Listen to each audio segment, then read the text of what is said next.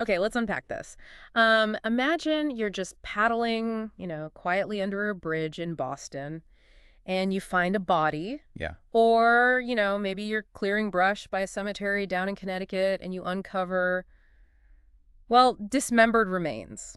It's incredibly jarring. And Yeah. these aren't hypotheticals, are they? These are real incidents from this spring. Exactly. There's specific examples from this really striking pattern, or, well, what looks like a pattern, across New England. So between March and May 2025, there were, 12 sets of human remains discovered across Massachusetts, Rhode Island, and Connecticut. 12. And the sources we looked at really hammer home how unusual that is. Statistically, it's something like 8 times the normal average for that 90-day window in this region. 8 times. That's a number that grabs your attention. It really does. And the public reaction, it's been intense. You see it everywhere online. Oh, definitely.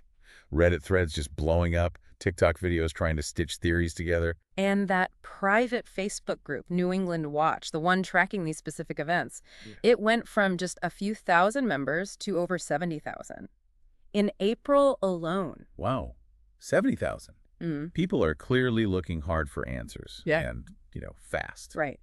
It just creates this really powerful, unsettling feeling, this narrative. Yeah, the big question becomes, is this wave of discoveries, is it actual evidence of some unseen predator working across state lines? Or are we just, chasing patterns, seeing connections in what might just be a series of unrelated, tragic events? That's really the core of what we need to dig into here. So our mission today is to try and cut through some of that noise. We've gathered a bunch of source material, news reports, articles, online discussions. And we're going to pull out the key pieces to understand what the facts, as far as we know them, actually reveal about what's happening right now. Okay, sounds good. Where do we start? The numbers? Yeah, let's start with the numbers themselves, and importantly, the official stance from law enforcement. So that core is the March to May 2025 cluster.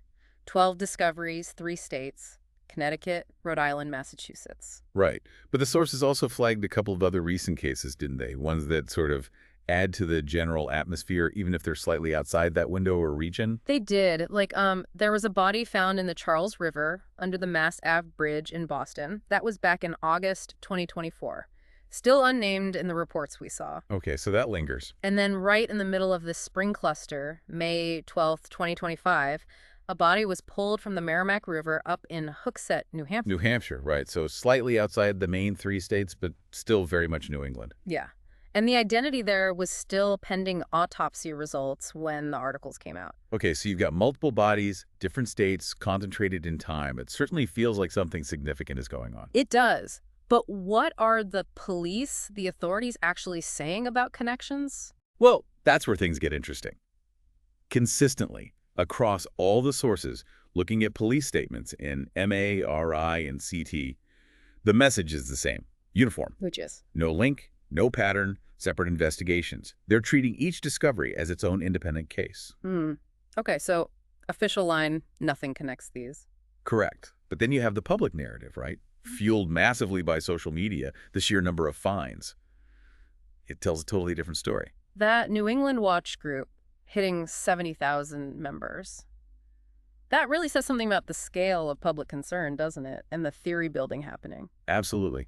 People are connecting dots online, whether the police see those connections or not. And it's fascinating how older cases, prominent unsolved New England mysteries, are getting pulled into this current speculation. Yeah, even if officially they're totally unrelated to the 2025 stuff, they kind of form this historical backdrop. They influence how people are interpreting what's happening now. Like the whole Boston's vanishing men idea and that smiley face theory. It's exactly. Since around 2009, you've had, over 10 college-aged men recovered from the Charles River in Boston, often after nights out drinking. Right. And officially, those have mostly been ruled accidental drownings. Mostly, yes. But you have these retired detectives, Kevin Gannon, Anthony Duarte, who've argued publicly it's in some of our source material that maybe it's something more sinister. The organized killers theory? With the graffiti smiley faces as tags? Yeah. Now, authorities haven't backed that specific theory, not officially. But the idea that something else might be going on, well, that keeps the theory alive, in the public mind. It definitely does. And then there are cases like Maura Murray. Oh, yeah. 20 years now since she vanished up in Haverhill, New Hampshire, 2004, crashed her car, disappeared. And the anniversary this year, 2025, brought it all back into the news. Her family released a new photo. They did that AI drone search. Still nothing. Still nothing. And Breonna Maitland, too. Similar time frame, March 2004. Her car found backed into that abandoned barn in Vermont. And that case is still active, right? They increased the reward fund in 2025. That's right. So you have these older, cold, or ongoing cases. Whether they're actually connected to 2025 or not doesn't really matter for the public imagination. They just weave together into this kind of chilling tapestry. It makes people almost predisposed to see a pattern now, even if officials say it's not there. It really shows how the past can color the present, especially in a region with these kinds of lingering unsolved mysteries. Okay, so let's zoom in on two specific cases from the 2025 cluster that the sources detail, because they paint quite different pictures. First, Groton, Connecticut. Right. That started with police searching near the Colonel Ledyard Cemetery April 17th, and immediately online rumors started flying. And then just over a week later, April 25th, there was an arrest. A major development. Yeah. 68-year-old Donald Koffel was arrested, charged with murder and dismemberment of his housemate, Suzanne Wormser. And the police seemed very deliberate in how they framed that one. Extremely. Their official conclusion was immediate and firm. Isolated domestic homicide. They went out of their way in statements to say it wasn't connected to anything else. But online, that didn't really stop the speculation. Not at all. Despite the official word, theories kept circulating that Koffel was just, upon part of some larger network. Authorities actually had to respond directly to that, saying unequivocally there was zero evidence for those theories. Zero evidence. Okay, so that's Groton. Contrast that with the Hooksett, New Hampshire case. That was a river recovery. Fewer details right away. Yeah, that discovery was May 12th. Body pulled from the Merrimack River. Victim. Described at the time as male, late 20s, found in jeans, no ID. Autopsy was pending when the reports we read came out. And what was really telling there was how the media and definitely online discussion reacted. Oh, yeah. Almost immediately, the hashtag Vanishing Men got attached to that discovery. So linking it straight back to that earlier Boston phenomenon we talked about, even before an ID or cause of death. Exactly. It just shows how quickly a narrative can take hold, shaped by these existing public theories. Putting that hashtag on it frames it instantly within that context of, potential serial killers or linked disappearances, whether it fits or not. It really does. Okay, so given this mix official statements saying one thing, public speculation another, these specific case details, let's bring in the experts cited in the sources. They offer some useful perspectives on why we might be seeing this disconnect. Good idea. Dr. Frank McAndrew, a social psychologist, he makes an interesting point. It is. He says, we're basically wired to look for patterns of danger. It's a survival thing. Spotting potential threats, even abstract ones, makes us feel a bit more prepared. Like trying to make sense of the scary stuff. Right, and he calls the way these theories spread online, especially the really wild ones, recreational fear. We kind of get a psychological kick, a thrill from engaging with these unsettling stories. That makes a lot of sense. The brain trying to find order in chaos, find a reason even if it's a scary one. Exactly. And then you have Professor James Allen Fox, the criminologist from Northeastern. He brings a very grounded perspective looking at the actual victims and incidents in that 2025 cluster. Okay, and what does his analysis of the raw data show? He states pretty clearly, based on the info available, that the victims just lack the commonality you'd expect if one person or group was targeting them. How so? The ages, the genders, the circumstances, they don't fit a single consistent profile. And he also notes the methods of death or disposal, where known, are inconsistent across the cases. It doesn't look like classic serial predation. So purely from a criminological data perspective, the evidence doesn't stack up for a single pattern. That's his assessment. Huh. And Scott Duffy, an ex-FBI instructor, basically echoes this. He says there's no evidence pointing to a single roaming killer. Okay. But Duffy adds a really important warning for law enforcement. He says they need to actively combat the misinformation spreading online. Why is that? Because if they don't, he argues, they risk losing public trust. People will just look elsewhere for answers, and they might end up believing completely unverified stuff they see on social media. That's a really powerful point. If official sources leave a vacuum by not addressing the speculation, rumor and fear rush in to fill it, especially with social media algorithms boosting the most sensational theories. Yeah, it really highlights the need for clear communication from authorities. Even that's just saying, here's what we don't have evidence for yet. Okay, so let's really tackle that core question we started with. Is this cluster a genuine pattern, something sinister? Or is it, what's the term, pareidolia? Pareidolia, yeah. The tendency to see meaningful patterns in random data. like seeing faces in clouds. Right. So how do we even define what a serial killer is according to the standard criteria? Well, typically the standard definition involves multiple victims, usually 3 or more, killed over a period of time, often with a sort of cooling off period in between. Yep. And crucially, there are usually similarities, either in victim selection age, gender, lifestyle, whatever, or motive, though that can be complex, or method, maybe a geographical pattern, or a distinct signature the killer leaves. Got it.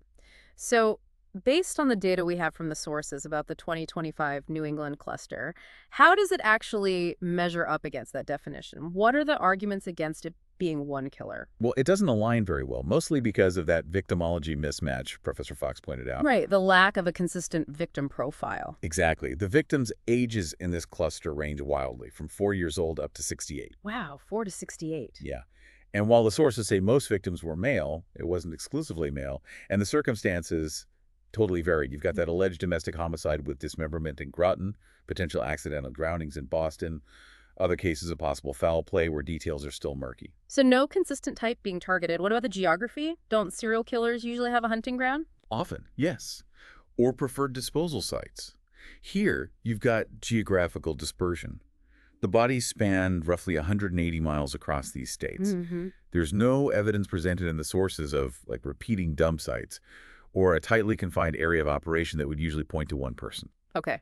And the signature, like the smiley face graffiti idea, is that present in these recent cases?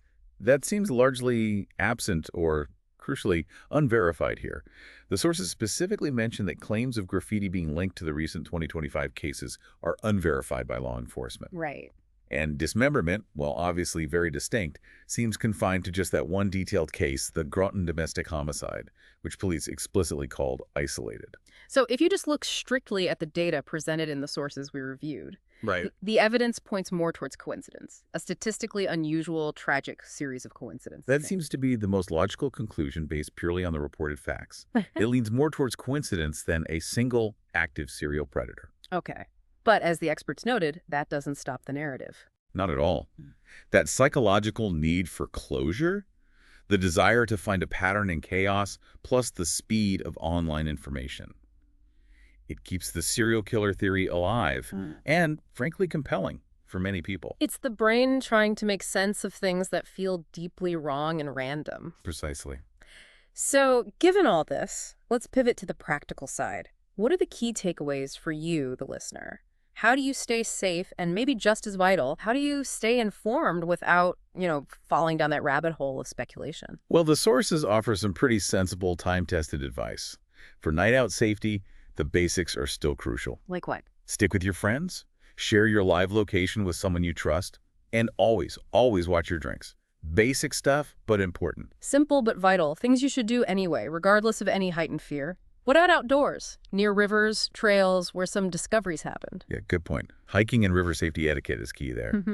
Try to stay within daylight hours, file a trail plan, tell someone where you're going, when you expect to be back. Share the route if possible. And near water, especially rivers. Right. Wear a personal flotation device. Yeah. Accidents happen, drowning is a real risk, and being prepared is the best defense. Makes sense. Yeah. And maybe the trickiest part in this whole situation, information hygiene. This feels paramount right now. Before you hit share on anything about these cases online, try to verify the information. Oh. Look for official press releases. Follow law enforcement agencies, medical examiners' offices directly if you can, and just be super wary of unverified claims floating around on TikTok, Facebook groups. Anywhere, context gets lost easily, and speculation is treated like fact. That seems like the biggest challenge here, doesn't it? Cutting through that noise, separating signal from the fear-driven static. It really is. The speed information spreads online now. Yeah. It just completely outpaces the slow, methodical work of official investigation and verification. So after diving deep into these sources, looking at the data, the official lines, the public reaction, the experts, we come back to that core question. Is New England truly haunted by some unseen predator? Or is this perception being fueled mainly by our own, primal dread, our very human need to find patterns, even in chaos? We've seen the striking numbers, right? The 8-time statistic. We've heard the official message, no link. We've seen the power of the public narrative, how it pulls in older cases via social media. Yeah, and we looked at specific incidents. Groton, clearly labeled domestic. Hook set still uncertain, but immediately tagged with hashtag vanishing men. And we heard from experts like Professor Fox and Scott Duffy. Their message, based on the data in the sources, is pretty clear. This doesn't fit the standard serial killer hypothesis. The data points more towards coincidence, however unsettling that might be. It seems to. But as you said, that doesn't make the individual tragedies any less real, and it doesn't erase that human need to understand why, especially when things cluster like this. So for you listening, it really encourages you to weigh the information. Look at the facts versus the speculation you see online. Think critically about correlation versus causation. Yeah, just because things happen around the same time or in the same region doesn't automatically mean one single thing connects them all. And maybe the real mystery here isn't actually the pattern of bodies. What then? Maybe it's the pattern of how we react, how we process fear and uncertainty, especially now in this age of instant, often unverified information. That's maybe something to really think about long after this deep dive is over.